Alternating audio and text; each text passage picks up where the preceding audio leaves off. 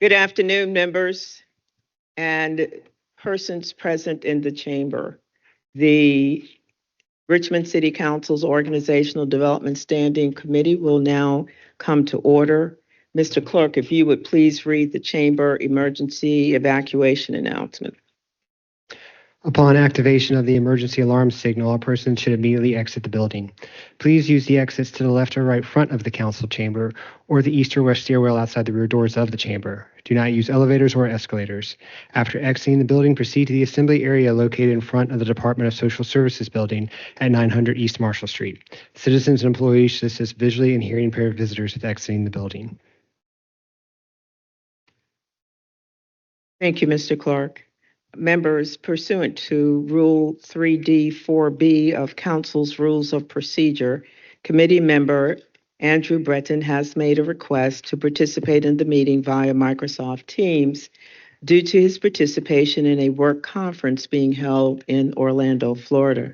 He will participate from the Coronado Springs Resort at 1001 West Buena Vista Drive in Lake Buena Vista, Florida.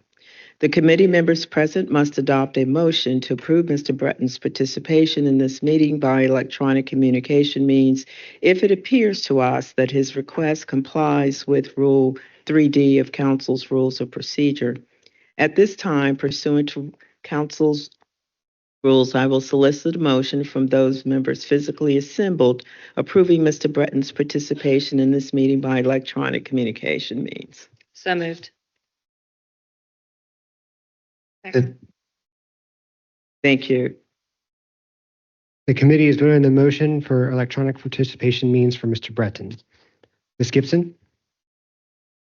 Yes. Ms. Jones? Aye. Ms. Robertson? Ms. Abubakar? Aye. Vice Chair Jordan? Aye. And Chair Newbill? Aye. That motion was approved, and Mr. Breton has yet to join the meeting. And for the record, all members of the committee are in attendance at this time, except for Mr. Breton, Ms. Lynch, and Ms. Trammell. You do have a quorum.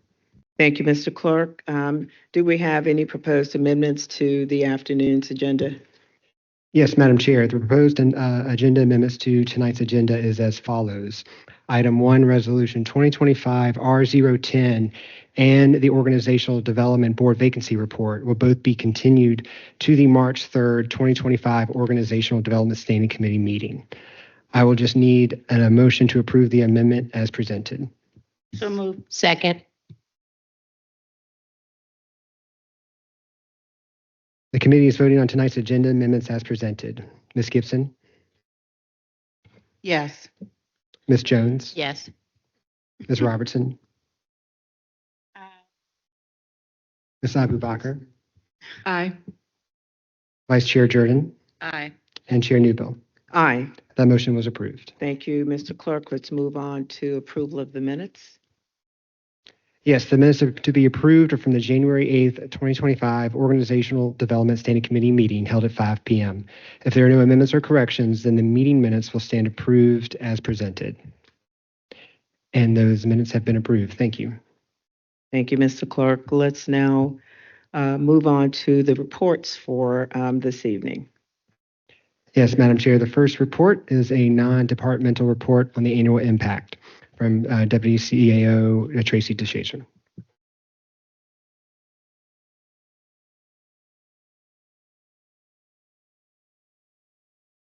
Welcome.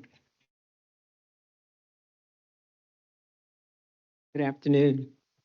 So Madam Chair, Madam Vice Chair, members of council, again, good afternoon. I thank you for the opportunity to present before you today. Again, I'm Tracy DeShazer, Deputy Chief Administrative Officer for Human Services.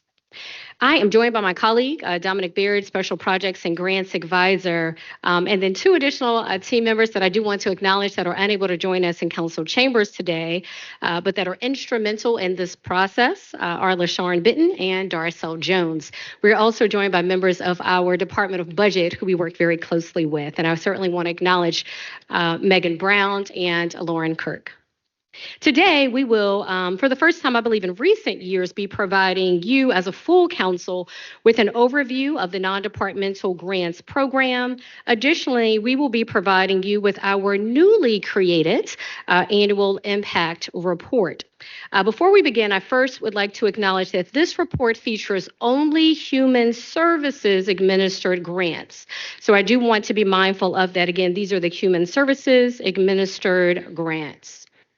So as we present to you today, we're going to be providing you with an overview of the City of Richmond's non-departmental grants program, specifically the grants administered and monitored by Human Services. As we provide you with that overview, we will be covering eligibility criteria, application review and scoring, monitoring and reporting, and our timeline. So the one thing that I want to notice is that you have a lot of documents before you. I don't want you to get lost in the paperwork. My ask is that you simply follow along with us in the presentation, so the slide deck, and then we will walk you through the other materials. Number one, that'll ensure that you're able to follow along with us in real time. And then again, we're happy to take questions about the additional materials that we've provided for you. So next, we're going to be providing you again with that summary of our fiscal year 24 investments, followed by a look at several programmatic enhancements. And finally, we will be presenting you with our newly created Human Services fiscal year 24 non-departmental grants program annual impact report. That is a mouthful, but I promise it has a lot of great information in it. Dominic is now going to begin with our programmatic overview. Dominic? Thank you.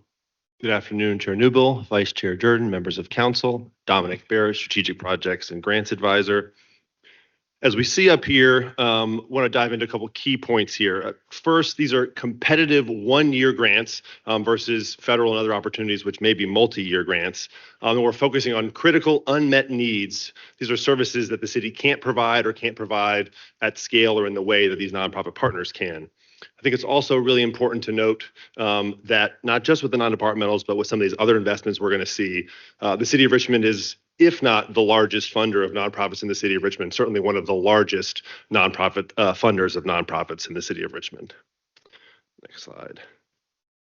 These are our three high-level focus areas: children, youth, and education, housing, health, and human services, arts, and culture.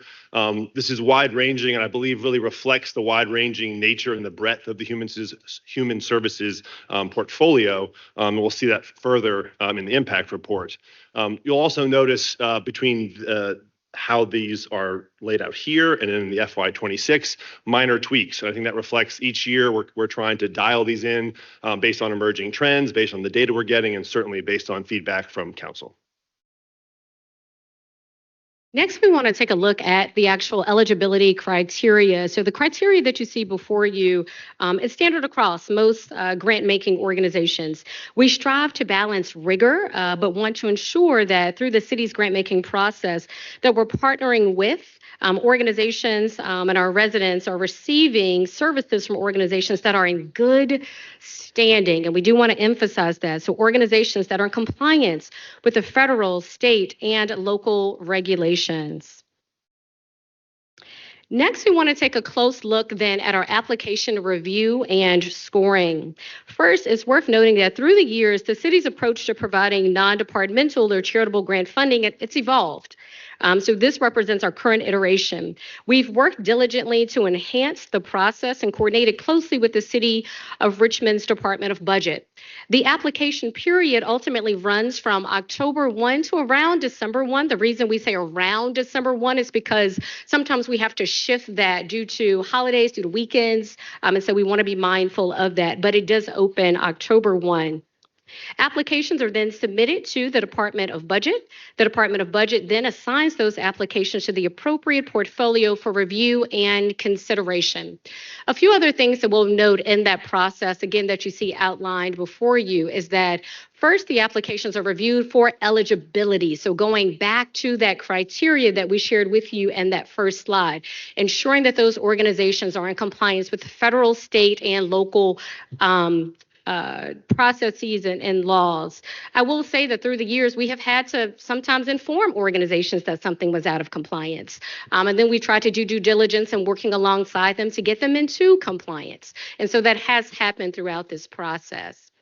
Next, when it comes to scoring, application review teams of subject matter experts, may I add, review all eligible applications, and then every application is reviewed and scored by 2 individual reviewers. Those review teams then meet to discuss all scores and to reconcile any discrepancies. There's certainly something going on if we have one individual score that has a higher score for an organization and one that may have a lower score. So we're very intentional about ensuring that those teams can then reconcile any discrepancies and talk through their scores. Finally, after those scores are turned in by the review teams, administration leadership, to include myself, our chief administrative officer, as well as the mayor, representatives from the office of the mayor, then do meet, review, and discuss all applications and the scores provided by the review teams. Organizations are then ultimately considered for and incorporated into the mayor's proposed budget. Talk briefly a little bit more about monitoring and reporting. As soon as the budget is adopted, we begin working directly with our grantees or awardees to enter into grant contracts as is required with each of these grants. We pull straight from the application right now the scope of services and performance measures to begin that process until we land on something that's acceptable to the administration, acceptable to the attorney's office, and acceptable to the grantee. At that point, we can begin the monitoring and reporting process. And I think a couple things are worth noting. We see multiple values to this monitoring process and reporting process. Certainly, compliance monitoring is an important part of our role of making sure we're being good stewards of these investments. But I think the relationship building component with these critical partner agencies is just as valuable of a purpose for those site visits and that monitoring. We really want to be thoughtful, but again, reasonable with what we're expecting of grantees and mindful of the fact that we are imposing on them if we're showing up at their sites, and often they're doing really important critical work. And we don't want to disrupt that, but we do want to make sure we're seeing the work that's being done. I think it's also important to note that there are, with most of our organizations, multiple touch points with these organizations throughout the year across our portfolio in collaboration with them. And then also a recent addition to the process is we really try to have now, starting in FY25, members of the review and scoring committees participate in those site visits, again, to build that relationship, but also to get that additional information when they are reviewing future applications from those organizations. And then lastly, worth noting is within our standard contract language with all these grantees is language that allows the city to request additional reporting information if need be, and of course notes that the city has the right to audit the non-departmental grantees if appropriate. Oh, yep, one more slide before we lower the mic again. Okay. All right, timeline. I don't want to belabor this because Tracy's already spoken to a couple key pieces in great detail. But this is actually reflective of the timeline that we now use, and we'll hear a little bit more about that in a second. Applications open approximately October 1st, as they did this year. We have increased the number of information and technical assistance sessions that we offer to grantees, in addition to being willing to set up one-on-one calls and meetings with any grantee if they have detailed questions. Application closes December 1st. This year happened to be December 2nd because it was a Sunday. We immediately begin our application review process, doing an annual training of all those scores and reviewers, giving them and their subcommittees time to thoroughly review and score those applications before, as Tracy mentioned, then leadership does their review and they get considered alongside other budget priorities during that budget process before the mayor submits their budget, introduces their budget to council in March. Of course, you'll see in the far right, we have the budget process over the course of March, April, and May before the budget is ultimately adopted in May. And then we move into what I just spoke to a minute ago, developing those contracts, begin that performance period. And then some recent additions include our end of year celebration and kickoff with grantees, both as an opportunity to celebrate the incredible work they've done the prior year and look ahead to the process in the year that was just funded. So one of the things that we wanted to underscore for you is the rigor of the process. This slide represents just a snapshot into our efforts. And so at any given time, we are balancing the city's non-departmental grants program across 3 to sometimes 4 fiscal years at one time. So right now, this is a real snapshot as of what you can see what we're working on right now today. So right now, we are presenting to you our City Council, the fiscal year 24 annual impact report, so that you can see how the organizations you funded performed. We are actively reviewing interim performance reports from fiscal year 25 non-departmental grant recipients. We're processing invoices from those organizations whose funding is being released across multiple payments, again, just outlined in their contract. We're preparing to perform site visits. While our subject matter expert review teams have also already scored our fiscal year 26 applications, they will soon be reviewed by administration leadership and considered as part of the mayor's proposed budget. And yes, we are already preparing for and planning for fiscal year 27. So again, this is just a snapshot of our current efforts. But again, as a reminder, that fiscal year 27 application will open in just a few months. What we're going to do now is really detail our fiscal year 24 investments for you so you can see the summary, and then we're getting very close to then revealing that full report for you. So in fiscal year 24, we did have a total of 96 applications, 54 organizations funded.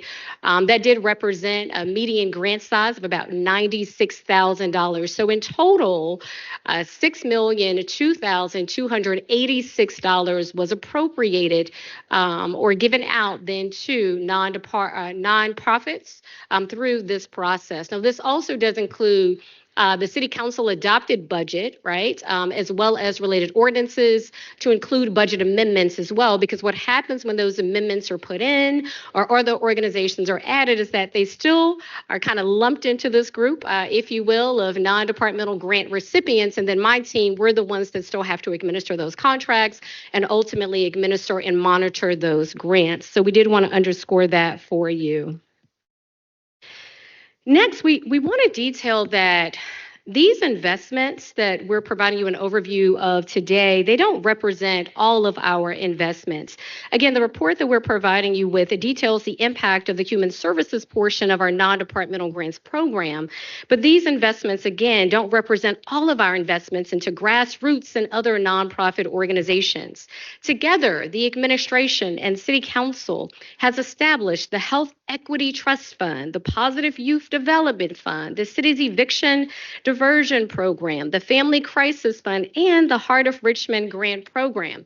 Now, keep in mind that across various departments, there's other grant making that is also happening that you all have the opportunity to hear about then in different settings. The city's investments into these funds is certainly equally critical, as they have allowed us to provide critical supports for Richmonders in need, helping them with rental assistance, medical bills, gain access to reproductive care, and so much more. But again, we wanted you to have this list of investments as a backdrop as well, so that you can see the tremendous impact that we are having collectively. Now, in my role as your Deputy Chief Administrative Officer for Human Services, I'm very fortunate in that I get to see the impact of our partnerships each and every day. In fact, earlier today, I was with about a dozen of our partners, many of whom are receiving non-departmental grant funding. I get to see the children, the single adults, and the family being supported by our partners, and I get to see the gaps they fill. And before you were just a few examples of that work, we did want to call out some of those testimonials, and we certainly have more in that larger impact report. So before we actually get to the report, we wanted to finally detail for you some of our new program enhancements. Now, we're presenting you with a fiscal year 24 impact report. These enhancements have been facilitated over the course of fiscal year 24 and fiscal year 25, the current fiscal year that we are in. So first, again, we've shared this a few times. We've lengthened the application period by more than 30 days. When I stepped into this role, July 1 of 2023, that application period was very short. And I think that's problematic for organizations. You know, you're trying to close out your financial books at the end of the year. You're trying to pursue various funding streams. And so first and foremost, I know the team looked at me a little crazy when I made the ask, but we have expanded that application period, and it is working well. It's been very positively received. We now have multiple information and technical assistance sessions offered during the application period. We have had these historically. They have been inconsistent and infrequent. Now they are standing. We've streamlined the application questions. Dominic Barrett, here my colleague, has been instrumental in this process, as well as a lot of feedback also from Eva Colan, who's also on our team. We've expanded the number of subject matter experts participating in the application review and scoring committees. And then starting in fiscal year 25, as Dominic has alluded to, our review committee team members who are made up those subject matter experts will also participate in site visits. I'll let Dominic cover the final updates. Sure. In an effort to be more responsive to our grantees, we've moved to lump sum payments for small to medium-sized grants, and then usually 2 grant payments, in rare cases 4, depending on the size of the grant over the course of the year. But really wanted to make sure we're getting those funds to our nonprofit partners as soon as possible and not adding unnecessary or additional, processing and invoicing restrictions. As DCO DeShazer has spoken to, an enhanced focus on our site visits, sort of a reworking of performance measures and how we build those into the application and then through the contract process. And again, similarly focused on compliance. And we then pulled in and leaned more on staff across the portfolio to really support this, recognizing that this is a heavy lift and more than any single staff person, especially with additional responsibilities, could possibly handle on their own. So really trying to provide as much of a team effort and support as possible. And then, as previously mentioned, launching the annual grantee celebration as an opportunity to both celebrate and look forward to make sure we're all on the same page as we head into a new fiscal year, which leads us to our last and most important of the moment anyway, program enhancement, which I'll pass it back to you. Yes. Perfect. I'm going to go back to the end of year celebration and kick off for just a moment, because again, this hadn't really happened. So we're doing all this work, we're giving out millions of dollars, and we were not even pausing to bring the organizations together. Number one, just to celebrate the incredible impact. And so this is something that we started last year. We did have that celebration up on the observation deck with our grantees, our fiscal year 24 grantees, and again, kicking off fiscal year 25. Number one, it was an incredible relationship building exercise, right? To have various nonprofits in the room doing work in various spaces to come together. They all commented that they had never been brought together and celebrated in that way. And again, this is kind of a balance of relationship building, being good stewards, ensuring that our organizations are good stewards of the funding, but really, again, just celebrating the incredible impact that we're having together. We used it also as an opportunity to let those fiscal year 25 applicants and ultimately grantees know what the process was going to be for fiscal year 25. At that point, we had already started developing the contracts with them, and so it was a good opportunity to speak to all of them in one setting. And now finally, we are going to share that impact report. And so RJ, I believe it might be in your inbox if you're able to pull that up for us. So members of council, we will be providing you with actual copies of the report itself, but we do want to share it with you. So here before you, again, just hearing your feedback, we wanted to provide you with a far more enhanced report. Last year, we were able to provide you with a snapshot of those performance measures. But again, sitting down with many of you all and hearing that feedback, we've worked diligently to just enhance the report overall. I'm not sure if I'm able to click through it.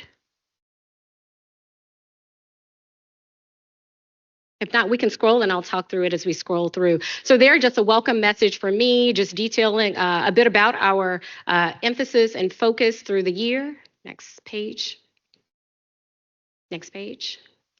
One of the things that we wanted to do here is highlight for you, how do we make these decisions, right? Now, remember that we have several guiding priorities or strategic priorities, including our equity agenda, Richmond 300. We've declared an affordable housing crisis.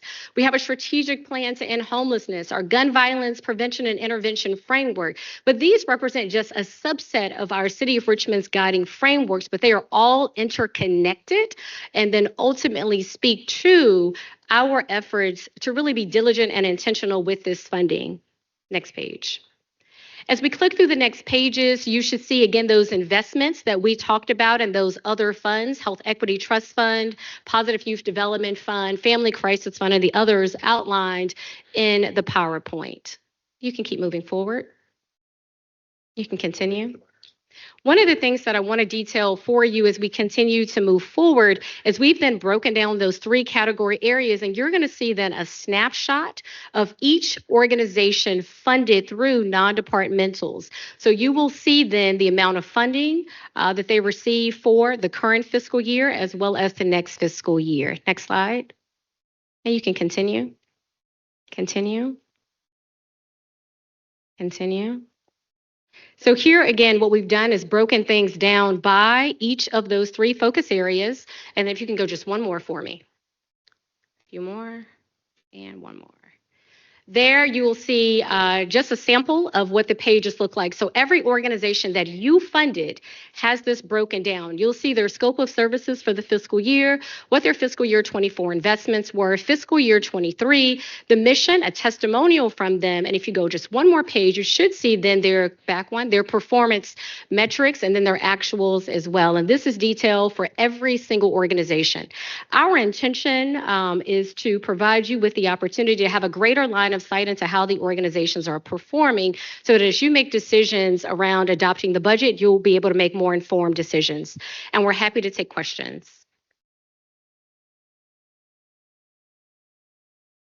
Yes. Councilmember Gibson? Thank you, Madam President. I appreciate the overview, but I have to be frank. I'm frustrated on behalf of the public because you've got a gathering of the council, and we've been asked to provide feedback on a document that we're looking at right now for the first time. I am a new council member and want to come to these meetings prepared. That's what the public expects me to do. And so, as you would expect, over the weekend, I understand the materials for this agenda were uploaded, I believe, on Friday. And I spent the weekend preparing. And so I saw an attachment that said it was labeled fiscal year 24 non-departmental impact report. And I opened that document up thinking that I would find the impact report and received a lovely overview, which I appreciate, of the program. And that is helpful context to have without question. But then got to the page where it said impact report, and it was and there was just a placeholder there. So I don't have feedback. You know, this is a sizable document. It's got, it looks like a 100-page document, you know? And I think that providing an understanding of how these dollars are being spent is critical. In full transparency, you know, I do hesitate when we provide money to non-public organizations because there's less scrutiny, right? I mean, these are tax dollars, and we owe it to the public to ensure that those tax dollars are spent and there's a return. And so I'm thrilled to see that this impact report is being done, but moving forward, it can't happen like this. And so my request is that we have a follow-up conversation after the council is able to review. Thank you. Thank you so much for those comments, Councilwoman Gibson. And so fully acknowledge. I will say we did have some unforeseen kind of demands on our schedules over the past month. And so we did hope to finalize things. And then also we're working closely with a number of departments to get this finalized. And so certainly something that as we build this muscle and build this cadence of providing this to the council, we certainly hope to give you all more time. Know that we are always available to have conversations with each of you all individually to review this. And I hope that is an immediate next step if there are additional questions. This is our attempt at trying to do something different, right? And trying to give far more transparency. I'm not sure if you all as a body have ever received this level of detail and information on the program itself. And so certainly heard loud and clear. We'll do our due diligence to be more timely, to give you more time to review, but certainly welcome a follow-up conversation. I appreciate that. Councilmember Jones. Thank you so much, Madam President. Thank you for this report. I recall last year, budget time is when this request was made, and you all did the best that you could in that moment to meet with us, to help us get a better understanding, a better grasp on what was happening, who was being funded, and how. And so I do think that having this is helpful, and it'll allow us to begin having those necessary conversations that we were trying to have last year now. So I appreciate all that you have done to, at a minimum, get this to us. I do agree with my colleague. I know it's a lot going on, so trying to, get everything at, top speed notice is challenging, but we're here. This is great. And I think we need to continue to do more of this because as we know that there has been a lot of public scrutiny around non-D, and I think this gives everybody an opportunity to see what we're doing, how we're doing it, and what we will, what we're continuing to do. And I just want to acknowledge the changes that you all have made, and I know it's almost kind of like you push we make a request, you push your team to come and give it. And I can only imagine what that is, but y'all do come back with it, And so I'm grateful for that because again, similar to, trying to manage the dollars, hold events, do site visits. It's a lot and you have a very small team. So really just being mindful and want to give kudos to what you have put together because it takes time, effort, and energy. And you did what we asked you. And so is there kinks? Can we work out? Absolutely. But thank you. Absolutely. Thank you so much for that, Councilwoman. The team working on our non-departmental grants program, internal to human services, is 3 people, actually. So it's Dominic Berry, LaShawn Benton, and Darcel Jones. Those are the 3. Now, they work very closely with our colleagues in budget. And again, the subject matter experts that come from various departments, but it is a very small team, but they're dedicated and they do great work. I do want to underscore that the other funds that we mentioned, there are presentations that we will be providing on those other funds also, those that fall under the purview of human services. We've worked closely with Councilwoman Lynch, so they'll come through the Education and Human Services Committee. And so we were able to do some of that last year around Family Crisis Fund. We have a standing update, Health Equity Trust Fund as well. We've had a standing update. So I do want members of council to know that there are presentations and updates on those other funds as well, because again, it's important that you all know who we're funding, how they're performing. And so we'll continue doing that. Thank you. Vice President Jordan. Thank you so much. Yes, greatly appreciate getting this in advance of our budget discussions. As Councilwoman Jones noted, we were asking for this type of detailed information as we were reacting and working on our amendment. So definitely appreciate getting this sooner.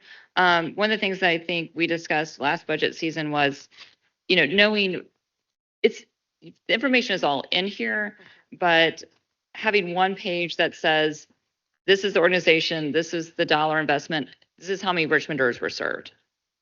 Because I think, to me, I want to know what we're getting the most bang for our buck on each dollar. And I appreciate that you've got the target and the actual. I would want that on the same chart. I want to know the name, how much we gave them, what they said they were going to do, did they do it? And I guess for me, that's really critical as we roll into evaluating. I believe for your team, for evaluating whether or not this is a good investment. And then just thinking sort of more broadly, appreciate you showing the connections with council and administrative priorities. That's how it fits into this larger theme of what we're trying to accomplish here on behalf of our constituents. Just wondering if there has been, or maybe now's the opportunity to say, these are the priorities. This is how we want to structure those dollars. We want 50% to go to X. We want, 25, et cetera, versus what feels like more reactive of this person, this group asked for X. Are we going to fund it or not?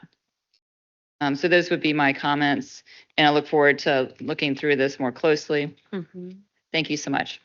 Thank you so much, Madam Vice President. I do have a clarifying question. So when you say how many Richmonders were served, we have that at the back of the, if you look behind each organization, it should be their performance, and that's going to be their scope of services pulled directly from then the contract. And so are you seeking to see it just in one consolidated, just list of organization? Okay, we can do that. Yeah, exactly. So that we can do that. I think it'd be a lot easier to compare each organization if it's all listed on the same form. Okay, I think we can do that. We may have to do it in a digital form, but I think we'll play around with formatting a little bit to try to get it in a way that's a little bit easier to follow. And it doesn't even have to be pretty. It can just be, an Excel table. I think that's what we got last year, eventually. Thank you. Councilmember Abubakar. Thank you. I would also echo Vice President Jordan's request for one kind of consolidated measure of outputs. And then in terms of, this is clearly a listing of what the program's outputs are.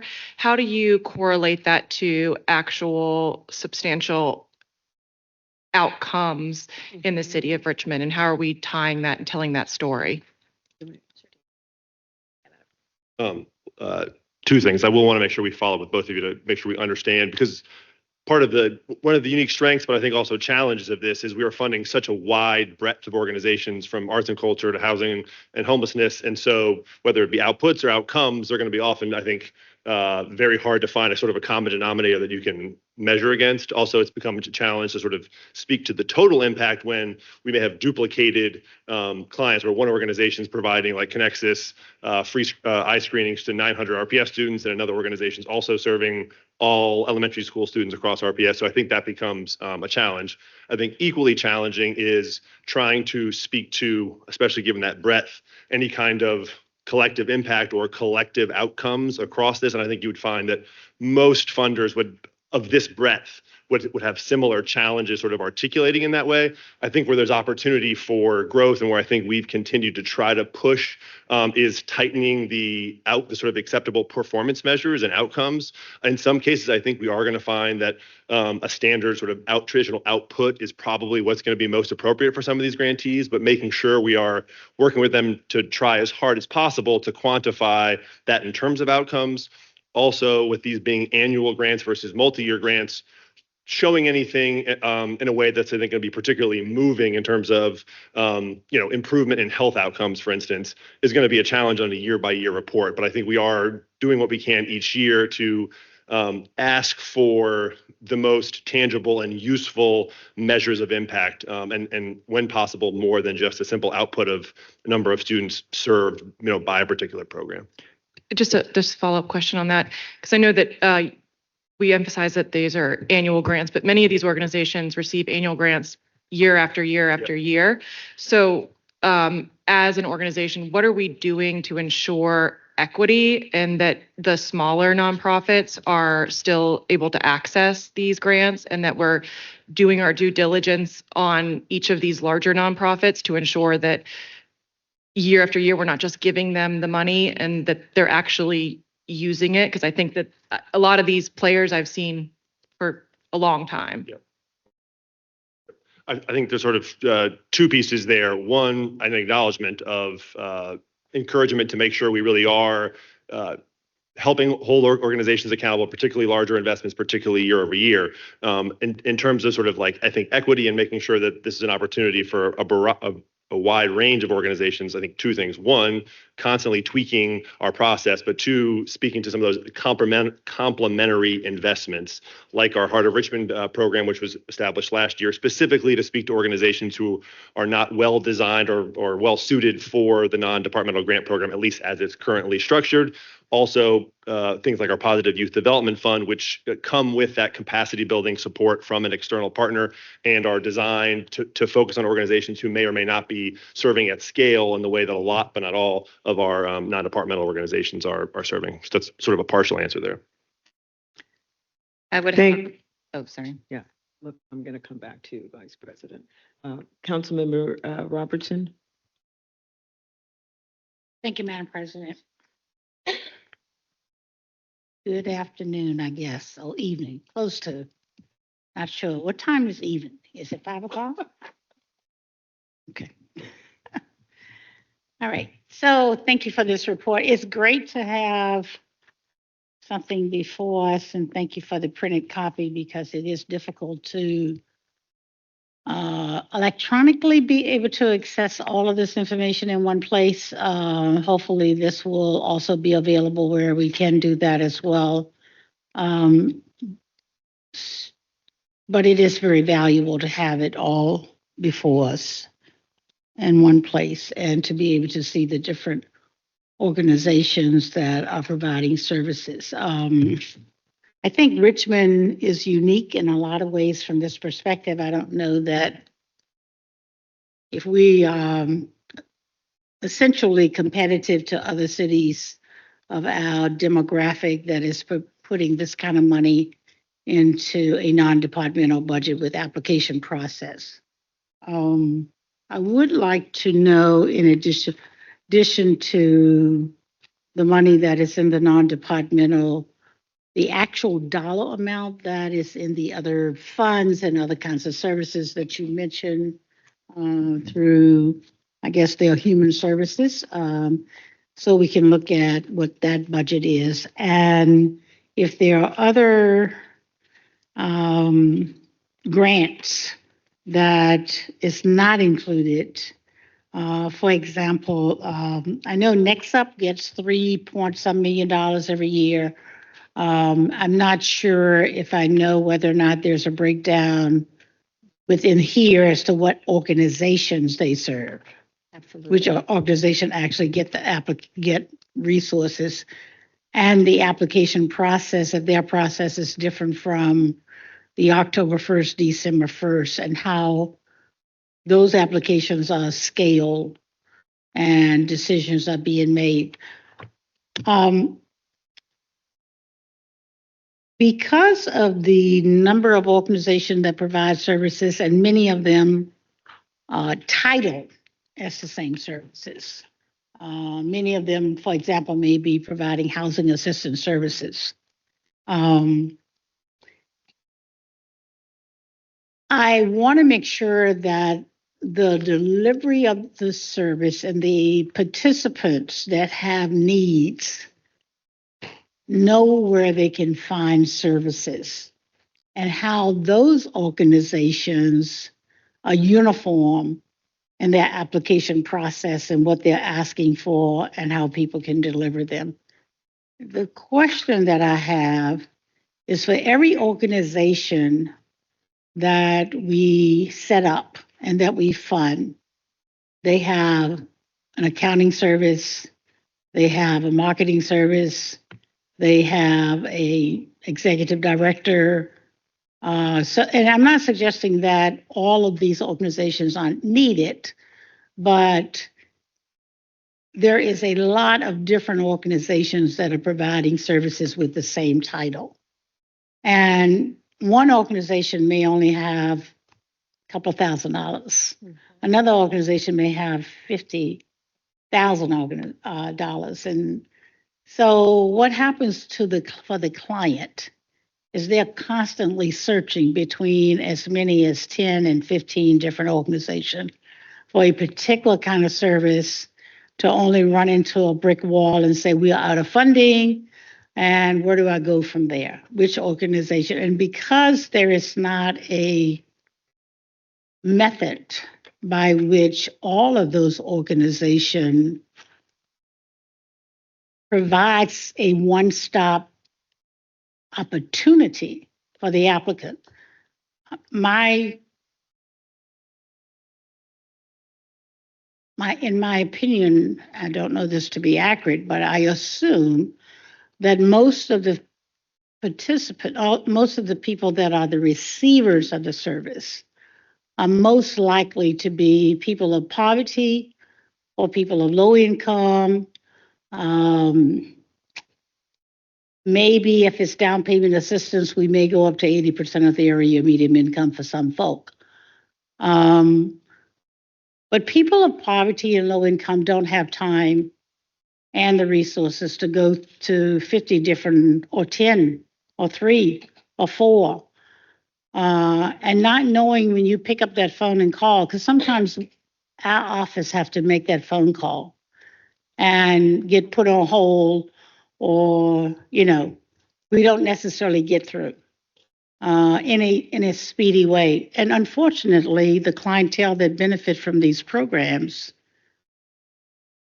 usually when they make the call, they are in a crisis situation. Someone is threatening to evict them, or someone is threatening to cut off their lights, or someone has already evicted them and they're sleeping in a car. So they don't have the resources. And so whereas this information and the dollar amount and all of the funds and all of the amounts that we are putting in these different organizations looks as if it could total $20 million easily or more.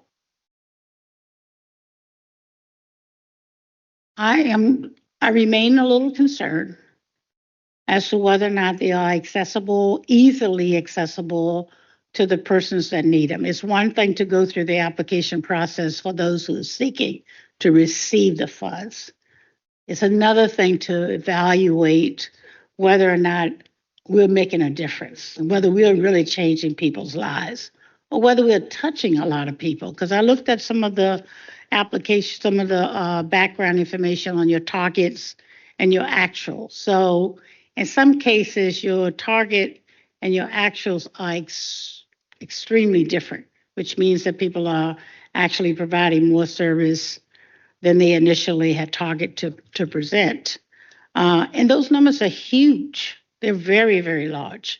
And if you add all those numbers up for each service provider, it's amazing what that total number is going to generate. Now, I don't know if those are the same clients going to different organizations, but it's difficult for me to say that if the poverty level for children in the city of Richmond is X, and based on the 20, 30, 50 million dollars that we may be putting out collectively, how much does those services really measurable to tell us that this is a target area that we need to be placing money to reduce poverty?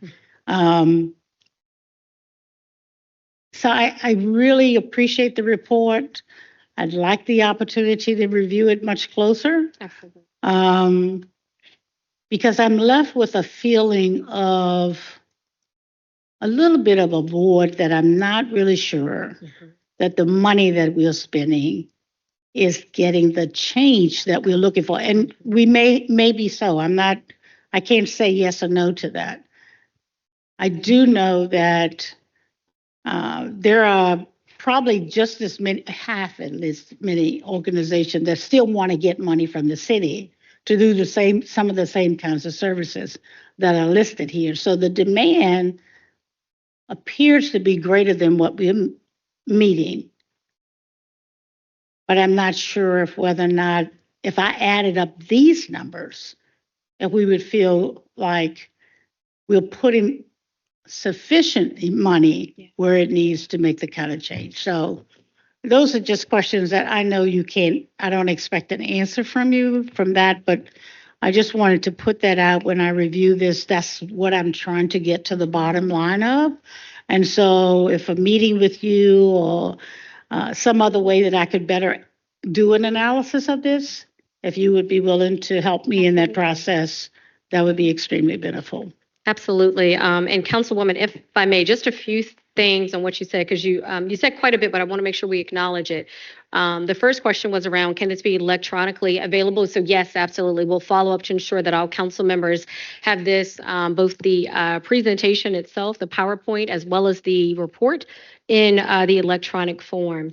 The other thing you asked about was just the additional investments. So if you look on slide 13 in the slide deck, we do detail the amount of funding invested into each of those funds. Now, what we have been doing is presentations before Education and Human Services, but I think what we can do is we can certainly take it a step further and ensure that the entire body is in getting the breakdown of which organizations is being funded through each of these.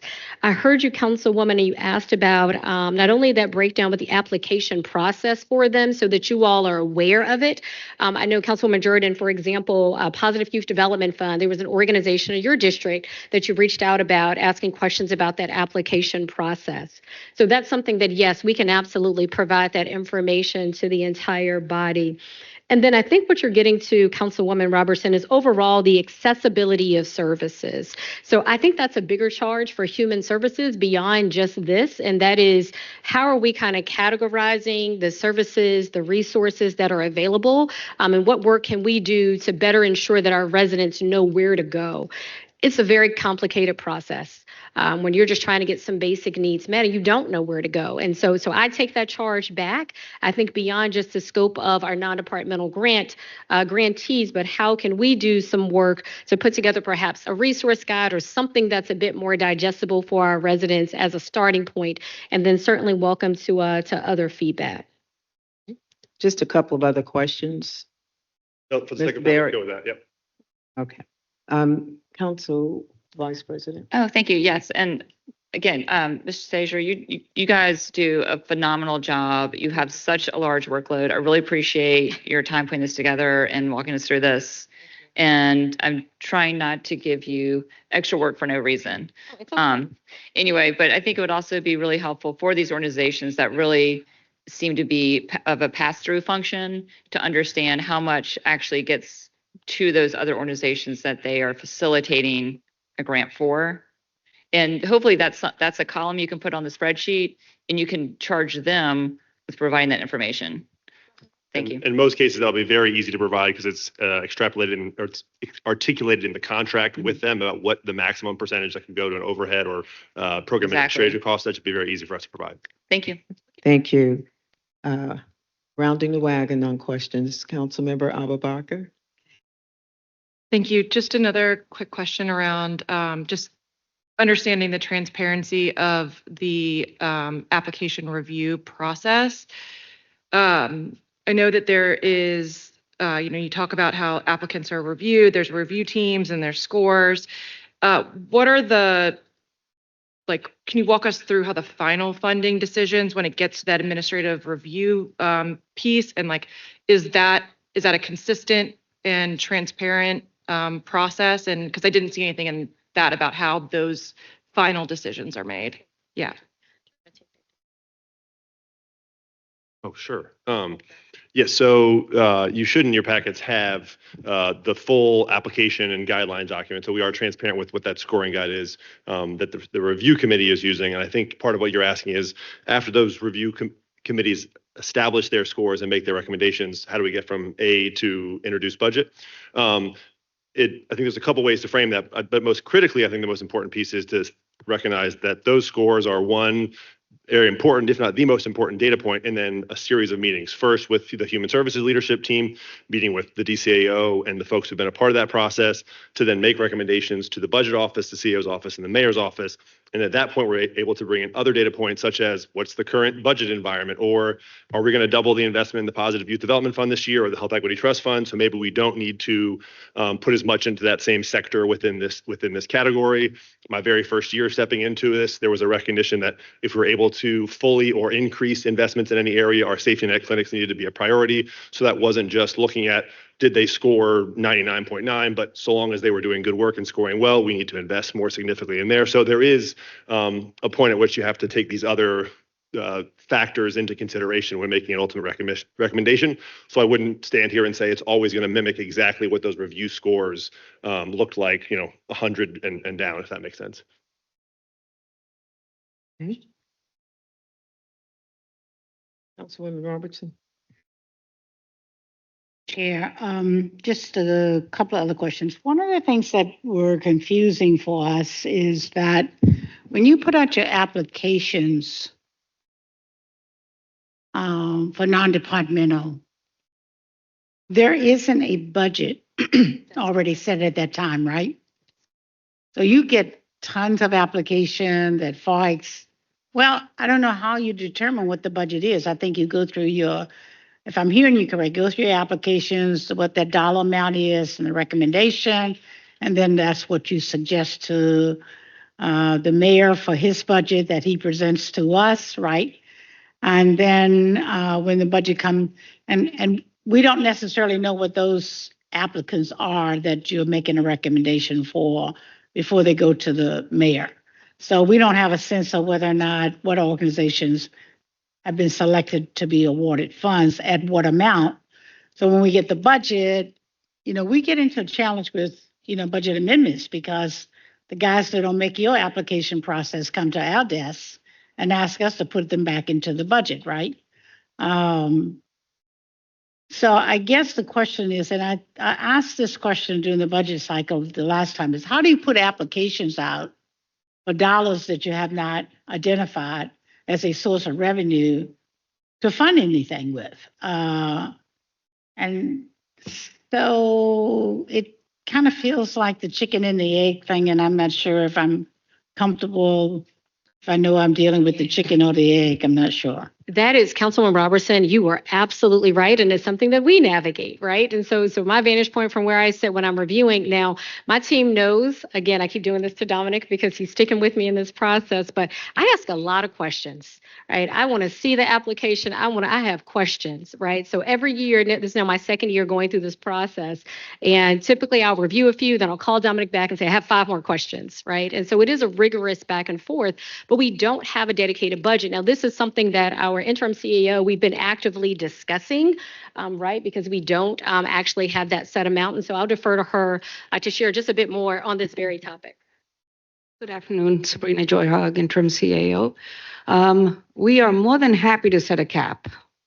We have been talking about setting a cap for the non-D charitable organizations, but we have not gotten to that point yet. There are needs that occur throughout the year that we have to fund, and they're slated for next year's funding.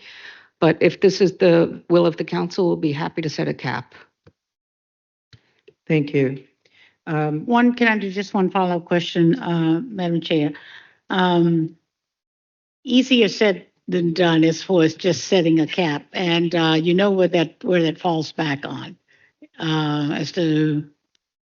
So I think there just needs to be a lot more dialogue as to how, and I know that there will be more dialogue, but I hear what you're saying. Bottom line is that if we set a cap, then we at least have a budget, and that is meaningful and is helpful. Can I also follow up? We've looked at our neighboring counties and other cities. We do have a larger budget for charitable agencies than others do. It has grown from, 3 or 4 million now to 13. So if there is a desire for a cap by this body, you can even set it by category, you can set it by type of service. We are willing to do whatever you want. I appreciate that.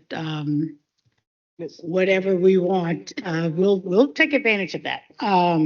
So secondly, let me ask you this.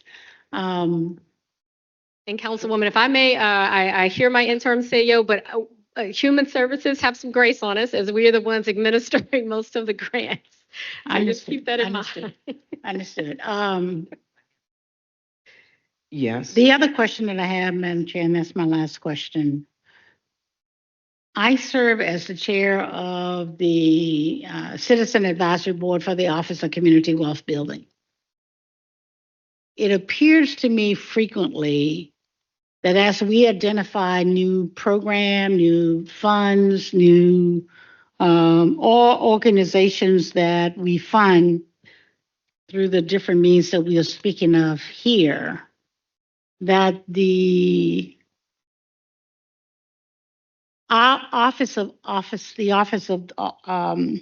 Community Wealth Building is frequently charged with, I assume, administering that award. They at least get assigned to their portfolio.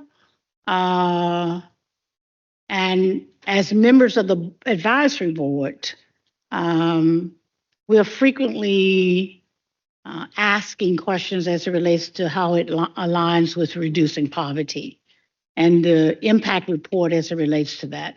And the duty and the responsibility of the assignment of those applicants, MOU or contract with the Office of Community Wealth Building, and what is expected of that staff role to play in this process.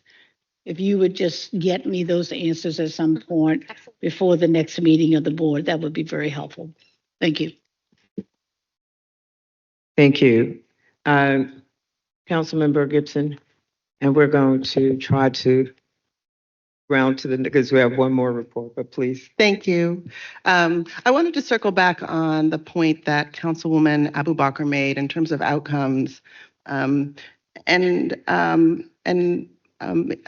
Councilwoman Robertson also touched on this as well, but I think it really begins with us identifying what are the problems we are trying to solve and defining those in a quantitative way. Because, ultimately, as a city, we are looking to address the problems in the city. And so, for instance, we see that is an issue with crime with our youth in a particular neighborhood. If we've identified that as a problem and we can say there have been X number of incidents of crime in this neighborhood during this time frame, then we say we have a problem and we say, who are the organizations that can support solving this problem? And then after the time period, we can say, was that problem addressed or improved or not? But right now, what it feels like, and again, as a newcomer coming into this, that there are a lot of programs that just sound like great programs, And now we are in a position of becoming evergreen funding for these organizations, which is wonderful. I mean, there are many great programs in the list, but perhaps does not allow us to have the funding then to provide to fix some of these problems through the programs, right? And I don't know if that means a kind of a change in process where we really see ourselves as incubators for ideas, and perhaps we fund a problem for a certain amount of time, and then once they've gotten some success, then it helps them to be able to find alternate means of funding for those problems, perhaps. Or we have a certain amount of money. But I do think that with these, I think the way we have to think about it now is like, if this went away, what would happen? Right now we have to kind of go back around. And but I do think, we do have some significant problems that can be quantified. We have an eviction issue. We can measure the number of residents that we've been able to assist in diverting that issue. With workforce development, we can, I don't know, what are our metrics in being able to measure unemployment rate through the number of requests for unemployment assistance that can help us measure that. So I would encourage you all to be looking at, what are the problems? And then I think creating a report like this would be more straightforward because we've done the work on the front end to define how are we measuring success. Okay. The last question, Councilmember Jones. So it's not necessarily a question, it's more of a comment. But I think in the due diligence that all of my colleagues have asked, I think something to add on to that is while we are looking at each individual organization, that we also recognize that where an organization have started in their partnership with the city may not be the same, because a lot of the organizations are now responding to city's issues. So they are dealing with housing despite what they may have started out. So I think that we do need to look at it all and also get that intel from those various organizations to see what else are you doing that may or may not be listed because of what you actually apply for in your non-D. And we're not asking people to make up, but there are other organizations that are and have on their own providing housing, providing food, providing, and addressing those social deterrents that fall under human services. So I just wanted to name that. Thank you. So I want to say thank you to both of you. This is a tremendous amount of work that went into preparing this document that we've not seen in this format. So I want to say thank you and acknowledge that. Similarly, in terms of some of what's been shared, I'll try to not be redundant, but to look at having that summary matrix, if you will, that have these things nested within the priority areas and having data-driven outputs and outcomes as we're able to get them, I think will be really critical. The setting of the cap should be interesting discussion. I see Ms. Joy Hogg back there. But you've heard the comments, and so those are just some that because I don't want to go through the whole list. I'll be happy to get with you on them. But thank you, and look forward to even more. I know we've asked a lot and you've delivered a lot, but when I say even more, more in terms of how it's codified. So that some of the questions, is this within our priority area or no? Is this a data, the data-driven outputs, all of those items. So, but I do want to acknowledge that we haven't had this before. So I want to say thank you and look forward to the next iteration and opportunity for council members to reach out to you as we go through this. And certainly, I get it. If we can get them as soon as possible in advance of the presentation, that's always ideal. I know things happen, but we'll try to have that be the case so members can come and have opportunity based on their review. So with that, I was saying I wasn't going to be redundant. I think I've repeated several already. Thank you so much. But really want to say thank you. Extraordinary work and look forward to, and I'm going to thank you for this, but I'm going to thank you in advance for the next iteration. Let me just go on and do that based on the comments and feedback from members. Thank you. Thank you for the questions and the comments. They were actually very, very helpful. So a little bit of homework for our team, but we'll certainly, we take our assignments seriously. So thank you all. Mr. Clerk, we have another presentation, I believe. Yes, Madam Chair, the next report is the 2024 biennial real estate strategies plan. Welcome, Ms. Hebert. Good afternoon, President Newbill, Vice President Jordan, and esteemed council members. You asked for us to give a more detailed, DCAO Sharon Ebert for the Planning and Economic Development portfolio. Today I'm presenting on the 2024 proposed biannual real estate strategies plan. Technically, the Office of Real Estate Strategies was relocated to the newly formed Department of General Services effective last July 1st. But I'm helping out today. So I want to recognize Chris Nizamis, who is the manager of the Office of Real Estate Strategies, who's really in charge of putting all of this together, and to Gail Johnson, who's the acting director of the Department of General Services. Next, please. Oh, oops. Sorry. So just a little bit of background about the Office of Real Estate Strategies and its mission. Its core functions, as you can see, is to identify surplus properties for disposition, and every 2 years, as required by city code, is to put before council a biannual plan. It also spends a lot of time involved in property acquisitions, usually on the bequest of city agencies. It handles unsolicited offers of city-owned property. It also works with various agencies on requests for proposals, and in particular with the Department of Economic Development. Does provide advisory services under development of underutilized properties. Works a lot with DPW on easements and right-of-ways, and then at times residential and commercial properties, and then just general leasing. It is sort of the office that if we need to lease additional commercial space, or if we have space to lease out. So just a general overview of what that one person office does, by the way. Next. And then in particular, the surplus property disposition methods based on the city code. There's a number of different ways we can dispose of surplus properties. The first is through the request of proposals. Second is we can do a sale by auction.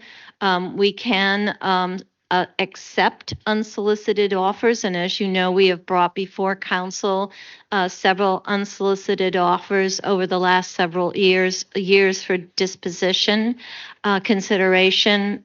We can do property leases with surplus properties, and then we can also do direct conveyance based on the will of council. All of these decisions would be based on council's approval. And then just again, sort of a strategic process of what we do here. Going through the process of vetting the sites, looking for opportunities. I'm not going to get into the level of detail here of what we can or cannot do with the properties, but we look at them from a number of different perspectives. The plan that you received on or around October 1st, and that's a city code requirement that every 2 years, starting with 2020, and the 2020 biannual real estate plan was adopted by council. We submitted one in 2022 per the city code, a resolution by council needed to be brought forward for your adoption. That did not happen. And so a number of the properties on the 2024 list were on that 2022 list that never got approved. Just so from background information, the list before you has 21 properties with a total assessed value of just under $3 million and approximately 44 acres of land. The plan also, oh, I'm sorry, that is the first group, which will all be for affordable housing. The second category, which is commercial, which also is being vetted primarily for residential use. It could have a commercial component, a retail component, but we're looking for more multifamily rental or for sale in this group. And again, there's 7 properties in this particular category, a total assessed value of $2.442 million and approximately just under 12 acres of land. So altogether, 28 parcels, total assessed value of $5,427,000 and approximately 55 acres of land. And then I've included here, so you didn't have to go back and find it, the actual plan that we submitted back in October that lists the properties category 1 residential. These are usually much smaller parcels in residential neighborhoods. Continued list, there's a lot in the Greenwood area, which is South Barton Heights. And then some up by Whitcomb Court, the public housing site. And then one that is also in Q Street. And we've done these, as you can see here, there's a column that provides you the council district so you can see what's in your council district. And I also want to just point out on the column 3, used to always say owner, and I just want to clarify for everyone, all of the properties are owned by the city of Richmond. A lot of times if you go and you look at the parcel mapper, it may have the Department of Public Works or the Parks Department or another city agency. That's usually listed as the responsible city agency, not necessarily that they own the property. So only one owner, City of Richmond, and I just wanted to change that particular column from owner to just responsible city entity to give some greater clarity there. And again, this gives you some property notes about the particular property. What we've done to try to make it a little bit more visual for you to see is that there's a number of clusters here. And we'll get to each one of these or clusters of them in the next few slides. Majority of the sites are in this year are in District 3, District 6. There's one in District 7, one in District 8, or a couple in, I'm sorry, there's 3 in District 8, and then one in District 4. none in District 1, and none in District 5 or 2.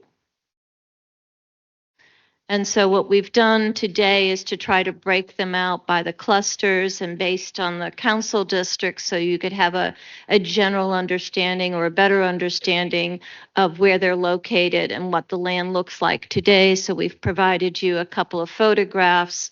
But what you're looking at here visually is the Norrell Elementary School in the upper left hand of the map. Sort of the first T in the lower section, or lower left of that map, and then the red circle is identifying a number of vacant parcels that are listed there with the addresses. There are a few parcels within that circle that are currently privately owned, but the vast majority are the ones listed here on the screen. So there is some, and that's why you see a couple of homes built in the photograph, because they're privately owned and not in this listing. Again, in Council District 3, there are a number of large blocks. This land at one point in time, along with the previous ones up by Greenwood and Joshua, were part of a floodway. We have revised FEMA maps that are now showing that some of them are not in waters at all. A few may have backyards that are in floodplains, but that the vast majority of them can now be built on. And that's why they were never put forward before, because they were unbuildable sites. But these are very large parcels here that you see, as opposed to the small residential lots that we just looked at, again, in Council District 3. Then in Council District 6, these are the Whitcomb Court. They're adjacent to these lands are all brownfields. That being said, we will be talking about the Sussex Street one in a future slide.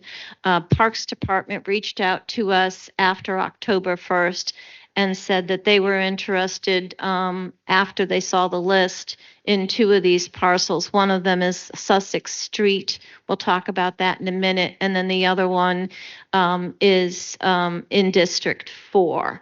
To use that as park space, all trying to meet their sort of 10-minute walk for every neighborhood to have a green space or park space.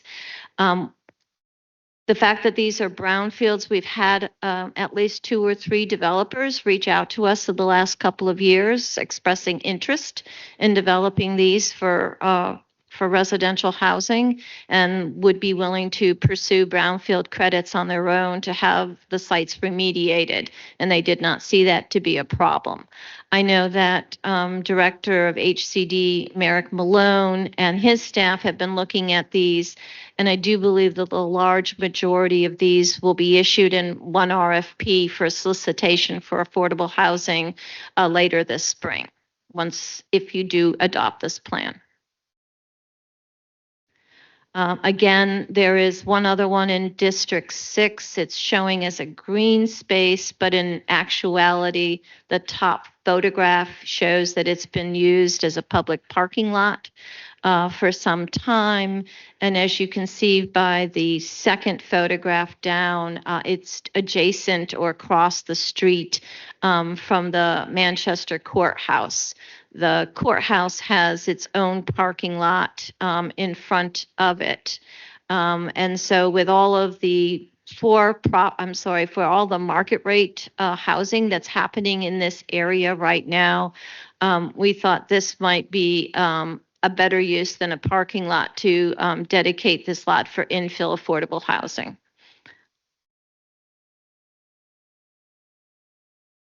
Then in Council District 7, we know that they are currently under construction on Lower Fairfield to build a replacement Police Precinct 1 building. So the site that you're looking at now is up on 25th and Q Street, where Venerable Street intersects with 25th Street. That particular, I'll call it a half block, if you will, And we've had a number of for-profit and not-for-profit developers interested in that parcel. We think the better thing to do would be to issue an RFP and to be able to look at them collectively. But a prime piece of real estate up in Churchill North that could have a significant impact on improving that section of 25th Street.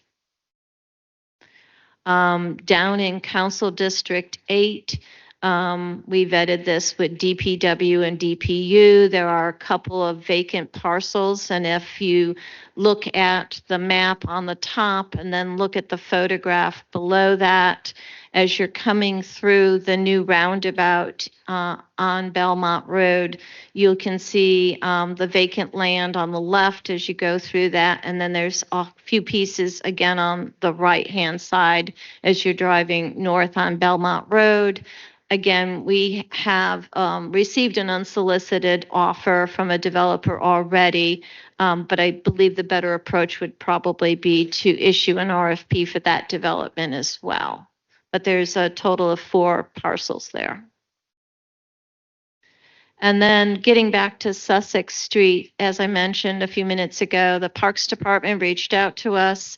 They have been working through some plans to put a park where the old elementary school had been located, remediating that site. And being able to provide that kind of green space for the existing Whitcomb Court residents and the other residents in the neighborhood.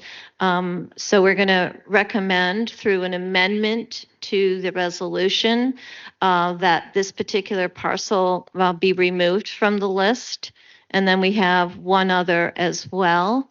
And that is the one on Chippenham Road. It's in the 4th District. When we looked at it, it was a little bit steep, but we thought we could perhaps get some affordable housing units there. Chris Felke did reach out to us recently, and he felt he could do something as a neighborhood park and be able to add not only to the park acreage, but again, to meet his ability to have neighborhoods that have some park space within a 10-minute walk. So the amendment to the resolution would include this parcel as well, which is 8301 Chippenham Road. And as the lower slide shows, that's if you're driving down Chippenham Parkway, just about to get on the off-ramp to Huguenot Road. And then the upper photograph is actually on Chippenham in the neighborhood. And then if you want to access any of the list, it can be found on our city website, and there's a link below. And I'd be happy to answer any questions you may have. Councilmember Gibson. Thank you, Madam Chair. I'm sorry, Madam President. And thank you for this presentation. I do have a couple of questions. And one is actually just a comment, and this is just something that I noticed, that it appears that we have like the Equitable Affordable Housing Plan, I believe is named after our former mayor's PAC. So I might suggest that we rename that. But I wanted to highlight or ask about the value. So the main thing that stood out for me as I was reviewing the documentation, for instance, with the residential items, of which there are quite a few in my district, that the total assessed value came out at like $2.9 million for 21 properties, which, I think averages about to $140,000 per property, which seems quite low in the real estate climate that we're now in. And so I was wondering what was the process to determine the value? And I understand that there is an extra challenge in trying to determine the values of lots, since we don't see a lot of lot sales happen, but the values do seem quite low. Like, so as an example, I just happened to pull one up on the list, the property at 2001 Fendel Avenue. And when I looked that property up, on the list, the value is assessed at $80,000. And when I looked it up in Zillow, and I mean, look, I don't know where their API pulls from, right? So, but but Zillow noted that the property was sold in 2007 for about $1 million. And so Zillow has the current value of the property at about $2 million. And so, I see the note about the FEMA restrictions, but it just, it seems like a lot. And so I guess I would question I have some concern about the accuracy of the assessment, and I just want to have a better understanding of how that works. So that's one question. The other question that I have is along the lines of affordable housing. You know, affordable housing, we talked about it a lot last year in the context of the campaign. Every single candidate talked about it. And, we're often reminded that we're limited by the Dillon rule. And so I just wonder if you could speak a little bit to, what are the levers that we will be able to pull to ensure that the housing that's built in these lots is indeed affordable? And then the final question that I have is related to the FEMA concerns, and if there was flooding that had happened before, how are we able to ensure that the developers are going to come in and handle the groundwater in a way that's not going to impact the surrounding neighbors from possible impact there? Very good question. So I am not the tax assessor, but in these appraised values or assessed values that we are showing in the report, they're from the tax assessor's assessment, their latest assessment in 2024. And you would have to have a follow-up with the tax assessor's office to understand how they come up with their appraised values. So I cannot ask that. I can only tell you where we got them from. As to affordable housing, typically when we do these, we put a number of conditions into a development agreement that goes with the purchase and sale agreement. So it might include how long they have before they can start construction and when they must finish. It would include who they're going to be able to be either sold to or rented to in terms of area median income. It may also include other community benefits depending upon, how many units are being made. But all of those are part of the purchase and sale agreement, and there's a number of conditions that are sold. And then there's a reverter clause or clawback if they're not going to be able to meet those. So they're part of the agreement in accepting the deeds. Thank you. FEMA, yes. So typically if they're out of the floodplain, out of the floodway, because you can't build in the floodway, and in the floodplain, you can apply for a building permit, but you must be able to show that any habitable space is 3 feet above the floodplain elevation. And so you may have to raise the house up a little bit, have more steps to get to that first floor. I think your question about displacement maybe of stormwater, because the water is now flowing through or flowing in, they would have to do a site plan that would show where that flood water is going, how is staying on the property or diverting to the combined stormwater sewer without impacting the neighbor's property. Just follow up. My follow-up, I appreciate that. That was incredibly helpful. Thank you. And I just wanted to ask Madam Chair if we could get another presentation from our auditor just regarding the assessment values for these properties. You mean the assessor? Yes. Yes. Okay. What did I say? Auditor, Oh. but we knew what you Sorry. meant. Yeah. Okay. I see your auditor. Yes. Thank you. That's what I meant. Councilmember Robertson? Thank you, Madam President. Thank you, Ms. Ebert. Appreciate the work your office is doing. The Department of General Services, that still remains a department?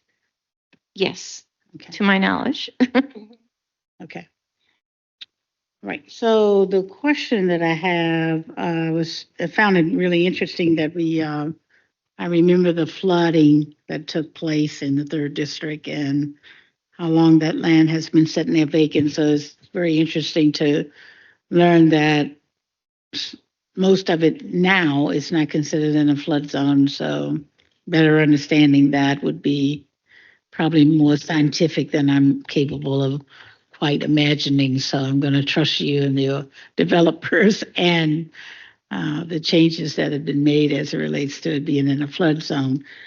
But I'm interested also in knowing from your explanation, which I appreciate greatly, none of these properties that are listed here are not unbillable lots, but I know that, I'm under the impression that there are some lots that are city-owned that are not billable lots. And if there is a way that we can better identify what they are and where they are, I don't know exactly what we would do with them, but we do get SUPs sometime because they are located next to a city-owned lot that is not developer, that may be able to, if we can figure out a process to eliminate some of the SUPs that ultimately come about because of that. The other question that I hope that you can help me out with is better understanding how do we, I assume these are not the only city-owned properties, but we've selected these to be considered as surplus.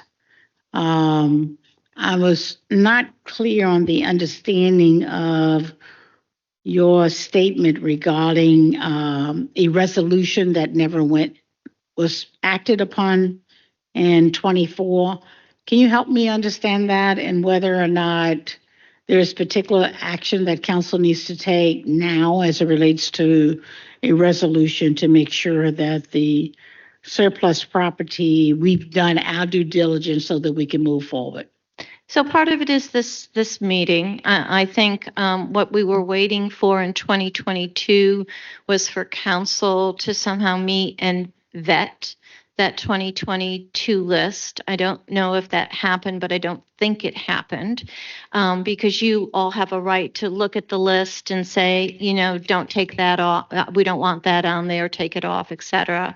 And then council was responsible to draft a resolution to submit, to adopt the list with whatever that list was. And so this year we decided to be a little bit more proactive because it didn't happen in 2022. And so the administration took on the responsibility of drafting the resolution that's before you now. And that's why I said we're having this meeting. You have an opportunity to look at the list, ask questions, say we want X, Y, and Z off of the list because we think that it's still valuable for the city, as an example. And like I said, we know that the Parks Administration since October 1st stepped up and said, hey, there's 2 lots that the city would still like to keep to work towards their increase in park acreage and, their 10-minute walk for neighborhoods. This resolution is coming before council for a vote, or? Yes. So it was scheduled, I think, for the February meeting on the 10th. And what we're asking is to be able to amend it. So to continue it so it can be amended, amended at the 10th and then continue it for the following, I would assume. But it's up to your action on how you want to take it. Okay. All right. I appreciate that. Thank you. Councilmember Abubakar? Thank you, Madam President. Since I'm new to this process, I just have a few sort of transparency and broader process questions. So in terms of how does the city ensure transparency in the disposal process? Specifically, how do you decide what parcels of land will go under RFP or open bid or auction or direct conveyance? That's a very good question. I think from the RFP process, if we think there's more than one reputable company or developer that's interested in it, a lot of times we think that's the more equitable way to see what other proposals. It's also based on the um, um, size of the parcel. If it's a small parcel that may be between a couple of homeowners, we may decide that the best thing to do is to contact those two homeowners or put it up to auction and, to let, with the primary thinking that no one else would want it, then perhaps one of the adjacent property owners. Sometimes it's on the surplus list and we haven't taken any action yet. There are many parcels from the 2020 list that have not been disposed of. And like I said, we get unsolicited offers from people all the time. They're citizens who realize that it's a city property and it may or may not even be on the surplus list. Whatever we do, we come back to council. So whatever that process is, always goes through council and council has to approve the action. But it does depend on, the type of property that it is. And right now, there's a section within the city code that says we need to identify anything that may have an ability to be used as a resource for affordable housing. And that's why a lot of these are listed that way.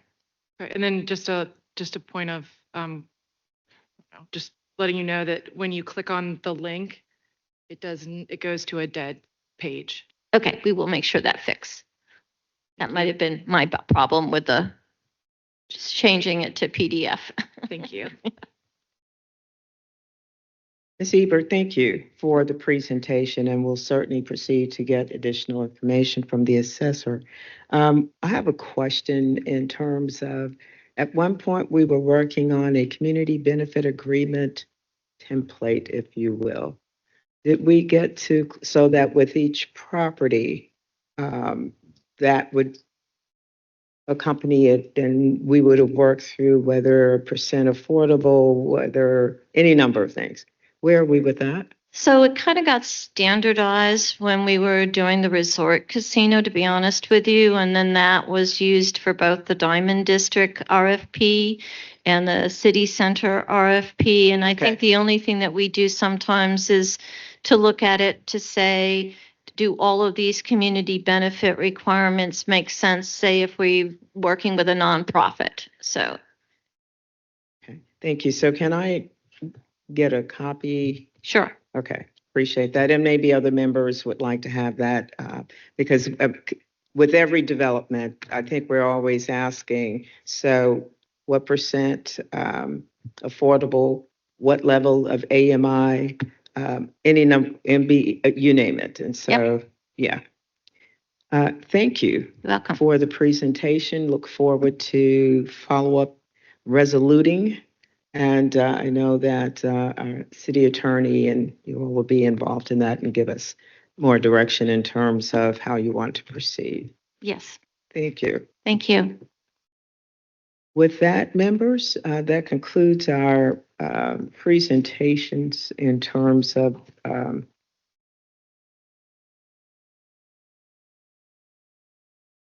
from the administration. I think at this point we are going to just briefly get updates in terms of our standing committees. So I'll start with Finance and Economic Development. Ms. Robertson, any particular update at this time?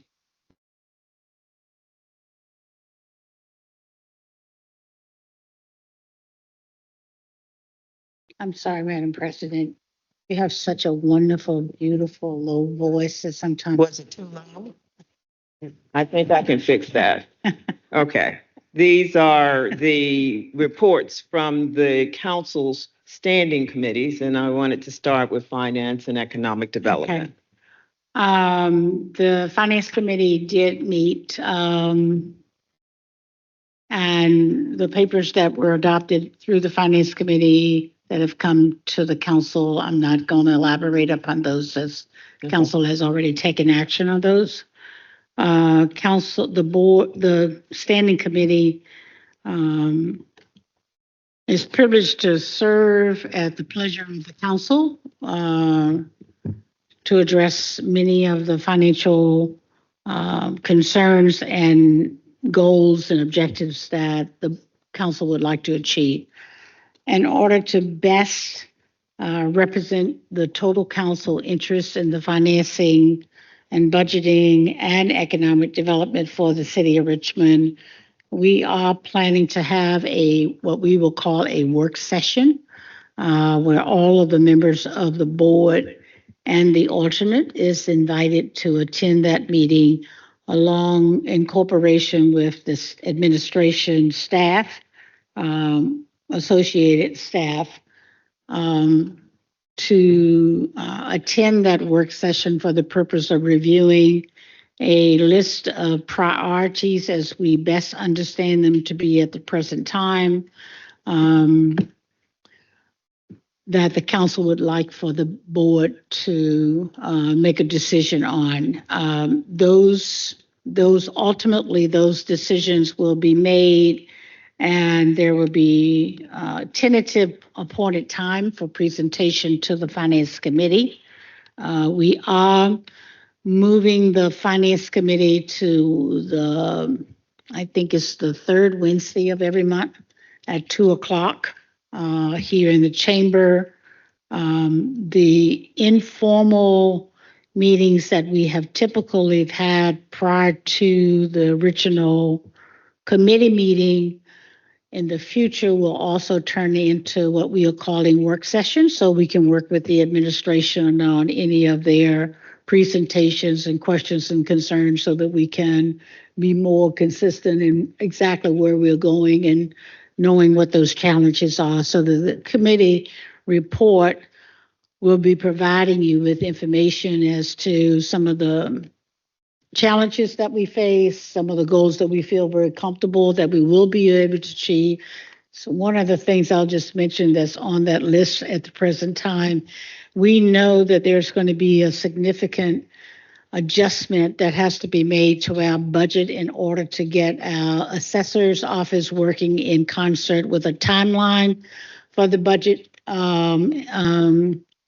And so understanding the complications of that, the timeline for that, and what other action that would be needed to be taken by the council, those things will be discussed in details in those work sessions that we are speaking of, so that we can come back to the council with a full recommendation of how we would proceed. That's a highlight of what some of the major things that we'll focus in on and trying to accomplish. The list of items that we will be discussing with the staff, with our staff, and I want to thank our staff as well for the tremendous work that they've done to help us get to this place of actually putting together a list of items for discussion, not only with ourselves on the committee, but with the administration. And that list is probably going to be finalized, I think, today, or at least within the next day or two. And we are also planning to send that list to all of the council members, because we want to make sure if there's something that we've overlooked, that we add that in before the work session that will be next week, Wednesday. Thank you, Madam Chair. Thank you, Councilwoman Robertson. Thank you for that update, and look forward to receiving the list. I also want to recognize and thank the staff as well. Certainly Will did some summaries on the committees, and it's very helpful as a part of having us be as up to date in terms of what's transpiring there. Next, government ops. Thank you so much, President Newell. So at our January GovOps meeting, we had one piece of legislation which had to do with a right-of-way agreement, a temporary right-of-way agreement between the City of Richmond and the Virginia Department of General Services for the purpose of permitting the city, us, to access and use a parking garage located at 311 North 7th Street to make some repairs on city-owned property that could not be more easily accessed. The committee recommended for adoption. We had a presentation, which I believe many here attended, on the ongoing water crisis and response. We heard briefly from representatives from HNTB remotely. They are the firm that has been hired to do the third-party investigation, and I believe they're on the ground already with that work underway. We also met the new interim DPU director, and administration shared their approach for continuing to share updates and address council questions relating to the water crisis response through our different standing committees. So that was a general kind of catch-all presentation. They have since had a presentation at public safety on the emergency communication and response. I believe there'll be ongoing presentations on the water recovery fund at EHS. And we will, I believe, get updates at informal throughout this process. We did have help from staff on collecting the questions that had come up through our own council offices. Some had already been addressed through conversations with administration. Others are ongoing. I direct my council colleagues to Mr. Perkins in the audience, who is the master of that list and has been working on where answers have come in, documenting those, and then where answers will be forthcoming through the investigations, noting that. So if you have questions about the status of our questions, please see Mr. Perkins. Discussion items. Oh, sorry. We also heard from the chair of the Public Utilities and Services Commission, who had a presentation on his 2024 report, which we were unable to hear in 2024. And at a high level, that discussed their sort of difficulties getting off the ground, getting quorum, and where they see potentially their commission fitting into this water crisis response, which I think they are going to be working on some thoughts internally that they may share back through this body or through GovOps. And then we had discussion items. The committee discussed results of the survey of counselors regarding the next steps for the council honorary street sign policy. Probably second only to trying to undertake redoing non-departmental grants and being way more complicated than anyone thought it was going to be. But at a high level, we reviewed the responses that we got from colleagues. And because two of our members on GovOps are new to council, I offered to spend a little bit more time with it and then come back with an update, a preferred update to present to all of council.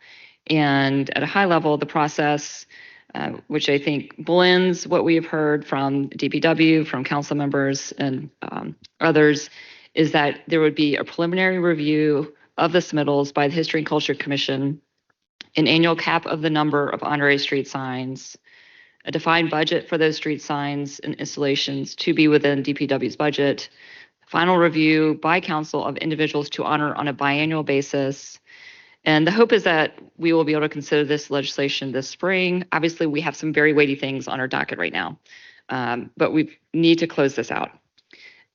So we would consider legislation this spring once we have consensus on what that new process is. And the process would start July 1st, so to coincide with the new budget.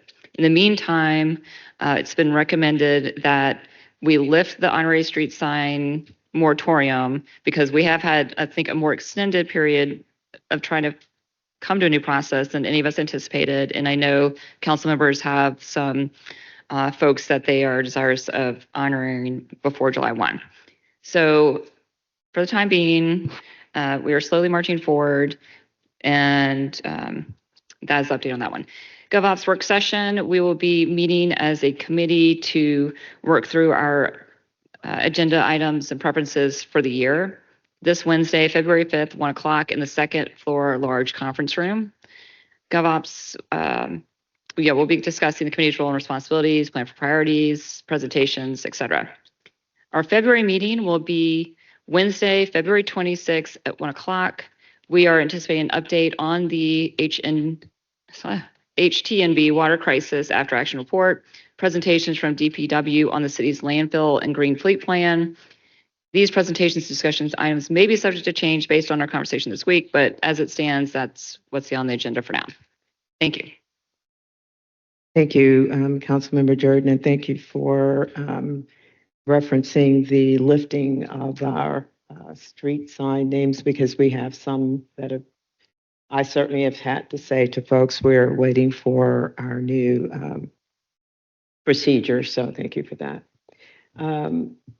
Council Member Jones, Land Use, Housing, Transportation. Thank you, Madam President. Land use, housing, and transportation was a great first meeting. It was my first meeting. And we had two papers on that day. One was continued and one was approved. It was in regards to the photo speed monitoring devices. And so we had some conversation around that and just trying to determine the impact that it would have on RPD, who would manage it, who would manage the tickets, how also in collaboration with the cameras that are already in school zones. So more to come on that. And then there was a special request for a camera in a particular area, a study to be done. And what the committee decided was that we want to see the study because DPW was also, it was probably DPW or DPU. I get them confused. DPW. So DPW was like they already have a lot of that information, and so they're going to bring that information back to us, and then we'll make a decision as to what areas in particular we think the cameras should be in and start that process. So we're doing a little research, waiting on that to come back, and then we'll revisit that paper. The second was in what you all were just talking about. We approved a paper to honor Pastor Winfrey. And so, again, talking about the street naming process, that was one of the ones that came through land use. And so we're excited about that. And then the third thing was to approve the application for grant funding for the Mayo Bridge. There was a lot of conversation around that, around the size. Is it going to be 2 lanes, 1 lane, bikeable, all that. But with the assistance of my lovely colleague over here, she also had a lot of intel, and some other folks came out. So we were okay with that and approved the application, but more to come on that as well. And then the last thing that we had was, part of thinking about this neighborhood node and figuring out working with planning division. So more to come on that as well. I personally will be meeting with staff this week, similar to what my colleagues have already shared, just really thinking about what our agenda topics will be, what presentations we're looking for. A lot of questions, around affordable housing and how are we tracking and what are we doing. So we'll see a lot of that this coming cycle, I guess, on land use. And so a lot of questions on really measuring and tracking all the things that we say we are doing when it comes to land use, housing, and transportation. And we will have more of that, and we'll partner with the administration once we meet with staff. And we'll also disperse that out to all council members in case they have things that they want to add as well. So I don't remember exactly when our next meeting is, but that's what I have. Thank you. Thank you, Councilmember Jones, and all members of those 3 committees who shared. At this point, that concludes our agenda for today, and so this meeting stands adjourned.